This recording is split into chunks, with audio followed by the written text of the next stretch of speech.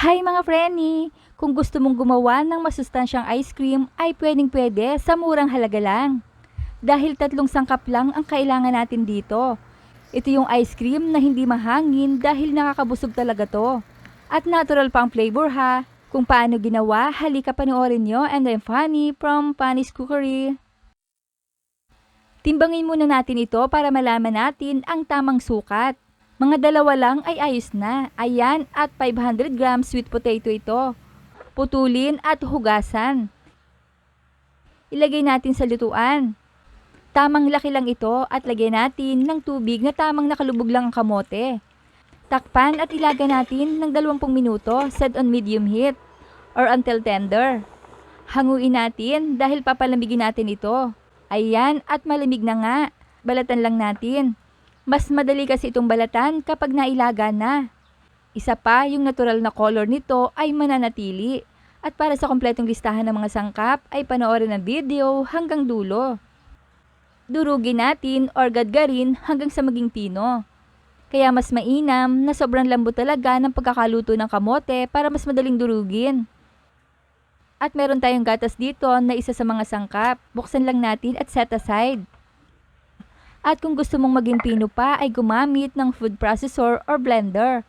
Lagyan ng evaporated creamer or evaporada para mas madali itong durugin. Maganda lang kasi yung pinipino para maging smooth ang outcome ng ating ice cream. Palagi akong gumagawa nito dahil bukod sa masustansya na ay magaan pa sa bulsa at hindi ka nabibili pa sa labas. At syempre, alam mo yung mga sangkap na ginamit dahil ikaw mismo ang gagawa, di ba? Biruin mo naman, 3 sangkap lang ang kailangan natin ay magkakaroon ka na ng dessert. Ayan yung ganitong lapot oh.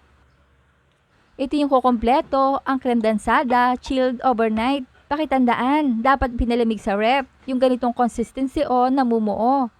At gagamit tayo ng mixer dito at ibit natin for about 5 minutes until double in size. Alam nyo ba na mura lang naman ang bili ko dito sa ganitong mixer? Wala pang 300 pesos to oh. At malaking bagay talaga kapag may ganito ka. Hindi ka na maghahalo ng mano-mano. Kung walang mixer ay ibit nyo na lang gamit ang wire whisk. Basta siguraduhin lang na napit ito ng husto. At maaari nating ihalo ang sweet potato mixture dito sa krema. Mix well until combined. Yung 3 sangkap lang ito pero masarap na ha. At tamang tamis lang ito mga preni. Hindi kasi ako masyadong mahilig sa matamis. At kung nais nyo naman ay matamis pa, ay mag-add kayo ng sugar, depende sa nais nyo. Tapos dito ko ito ilalagay, plastic container ang gamit ko. Para saktong pan-dessert talaga kapag kakainin na. Huwag pa kapupunuin ha, dahil lalagyan pa natin ito ng topping sa ibabaw. Aba, at marami din ang nagawa natin sa half kilo ng kamote ha. Ito yung mga pang-toppings natin.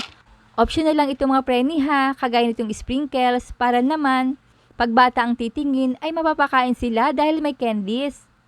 Ang maganda pa ay mapapakain sila ng kamote na alam naman natin na ang kamote ay may beta-carotene. At pwede rin sa may mga diabetes dahil hindi gaano nakakataas ng sugar. Takpan na natin dahil ilalagay pa natin ito sa freezer.